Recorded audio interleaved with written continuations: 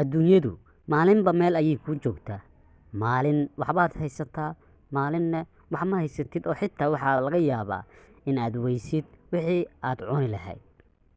Sababo kala duwan baa ku yimaadaan. Mararka qaarna waxaa laga yaabaa in aad haysatid wax walba oo ay noloshu ku dhammaystiran tahay, laakiin ay farxaddu kaa guurto, walwal fara badan aad dareentid, laga yaabee inaad xitaa noloshaada halis gelisid oo aad inaad iska goysid ah.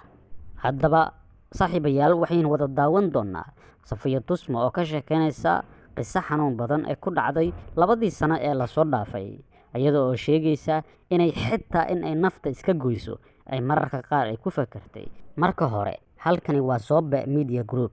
Haddii aad ku cusub tahay, subscribe saaro, gambaleelka ha hilmaamin si aad uga mid noqoto saaxiibada ay mar waliba u soo dhacaan xogaha iyo barnaamijyada aynu halkani ku baahino. Fadlan barnaamijka like garay oo ka qayb qaado oo ha baqiilin like-ta. Ku soo dhawaada Safiya Tusmo qisadeeda oo dhammaystiran. waxaan salaamayaa qof kasta oo sirtayda iyo situationkayga og oo haddana isku kibgareeya iyagu qarin kara sirtayda ayaan salaamayaa. Soomaalidu waxay tiraahdaa fool hadday timaado guda qarsiima hadhe.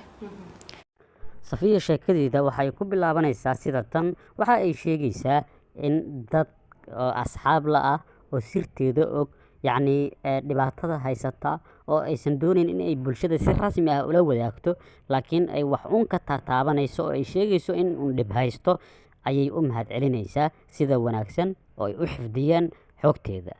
marmar baa waxaa ku qabsanaya wax kaa weyn oonad maad aragtay adigu handal garayn karin, asxaabta ila handal garaysa maad aragtay especially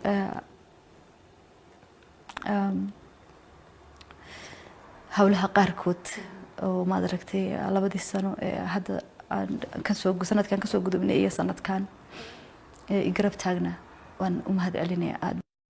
Safiya waxa ay sheegaysaa in sanadkii la soo dhaafay iyo sanadkanba ay dhibaatadu haysato, yacni dhibaato iyada ka weyn oo ka xaddi weyn, yacni aysan xakameynteeda awood u lahayn ayay ka sheeganaysaa. Sidoo kale saaxiibayaal, waxaa xusid mudan Safiyo iyo sheekh lagu magacaabo Sheekh Cabdiraxmaan Axmed Rooble in ay u soo jawaabtay hadda ka hor, iyadoo ugu soo jawaabtay si jees ah, iyadoo sheegaysa in uu dhilla yahay, yacni sheekh dhilooshin ayay ku tilmaamtay. Mararka qaar dad badani waxa ay isweydiinayaan oo baraheeda ama meelaha ay qisadeeda la soo dhigayo kommentiyada ka bixinaya mucuqubadii sheekha ayaa ku haysata. Fadlan cafis ka dalbo ayay dadka qaar leeyihiin, maadaama ay culimadu yihiin warasatul anbiyaa oo ma garanaysaa risaaladii nebiga ay wadaan ayagu oo ay bulshada inay gaarsiiyaan ay rabaan. Marka sheekhuna waxa uu ka hadlayay ay ahayd axaadiis oo nebiga ka sugnaatay oo saxiix ah, taa beddelkeeda ay ku jeestay ayadu si walbaba ha uga dhacdee. Dadka qaar marka waxay leeyihiin raaligelin ha ka dalbato sheekhaasi haddii ay tahay dhibaatadani dhibaato aysan u jeedin, laga yaabo in laga abaal marinayo jeeskii ay diinta ku jeestay. Aynu sii daawanno hadalka Safiya Tusmo. fahimay haddii hub inta lagu soo qaato gurigaaga la soo weeraro waad isdifaaci kartaa, waad dagaalami kartaa, waa dad baad u yeedhan kartaa iyo dariskaaga iyo booliiska iyo waxaad wacan kartaa wax kuu soo gurmada.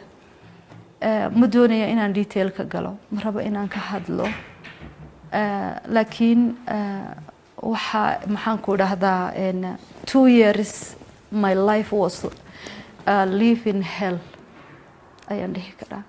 It was live in hell. marka si sida muuqata gabadhu hadalka xataa wuu ka soo bixi layahay, yacni dhibaatada haysata xaddigeeda intuu la eg yahay, dhibaato xoogan ayna anagu u jeedin ka warqabin, ayaduna aysan si rasmi ah banaanka uga sheegin ama aysan si rasmi ah u shaacin ayaa haysata. Allah waxaan uga baryaynaa inuu caafimaad siiyo dhibka haystana allah uu ka dulqaado. aynu sii daawanno hadalkeeda. dadku waxyaalo badan oo waxaa jira ay u dulqaadan karaan. maanta ma rabo inaan taabto this actually the point, ma rabo inaan taabto, laakiin I almost have a nervous breakdown haddaanan ahayn qof muslina, haddaanan ahayn qof lagu soo koriyey dhaqan iyo diin, haddaanan ahayn qof khibrad adduunka u leh oo maaragtay qof weyna, I would go crazy or lose my mind. waxay qabsaday gabadhani dhibaatada haysata xaddiga inta ay la-eg tahay waxa ay ku tilmaamtay heer xitaa ay ku fakartay in ay nafteeda goyso oo ay isdisho. yacni dhibaatada haysata xaddiga ay la-eg tahay haddii aysan muslim ahaa lahayn, yani haddaan muslim ahaa lahayn waa isdili lahaa ayay taagan tahay. allah qalbiga u qaboojiyey. waxaan u mahad celinayaa qof kasta oo igala qayb qaatay oo ilaa hadda i garab taagan. waxaa laga yaabaa sida aan anigu wax u filayo inay wax u dhicin oo aan u dareemayo, aan maaragtay waxaan filayo inaanay dhicin baa laga yaabaa. in the same time-na waxaa laga yaabaa in noloshayda ay destroy noqoto. dadka slave safiyo dhibaatada hadda haysata waxa ay ku cabiraysaa, bal aynu isla daawanno. yacni waxay ku cabiraysaa dad addoon ah oo yacni xarig lagu dilayo kadibna sidaas nafta looga jarayo ayay ku cabiraysaa dhibaatada haysata ayada. America waxaa jiri jiray dad addooma ah, si qaldan baa loo diri jiray.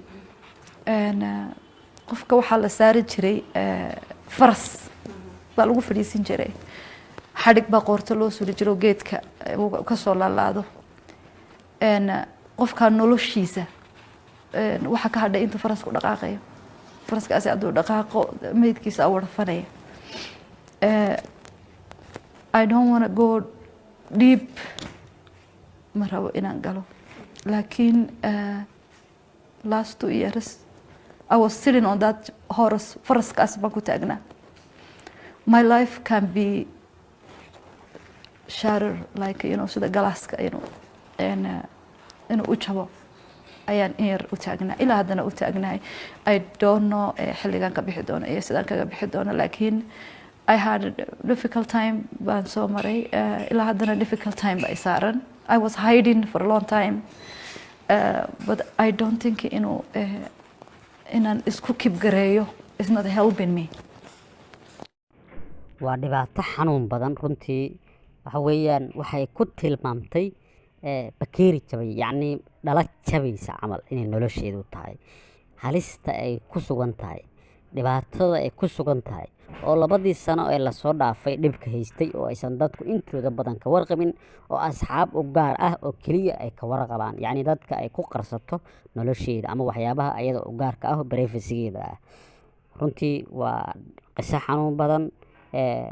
waxa weeyaan dad fara badan waxaa laga yaabaa inay baraha bulshada ku dhibaateynayaan, ku aflagaadeynayaan, muuqaalada kuwii ka jabsaday mobilkeeda ama iPhone-keeda ilaa hadda yacni wax garaawshiya ay ka muujiyeen aysan jirin, la dhibaateynayo ayadoo awal dhibaato kale haysata haddana dhibaato kale lagu sii oo mobilkeeda laga jabsado, oo xogihii u gaarka ama barefisigeedii bannaanka lasoo dhigo, haddana niyadda laga sii jabiyo ayadoo awal dhibaato haysato 2 sano lasoo dhaafa dhibaato xooggan ay haysatay oo aanan ka warqabin.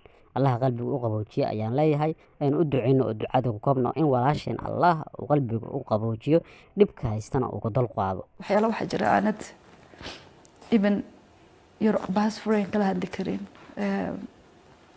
aanad kala hadli karin walaalka, hooyada iyo aabbaha aanad kala hadli karin. waa adig ku gaara.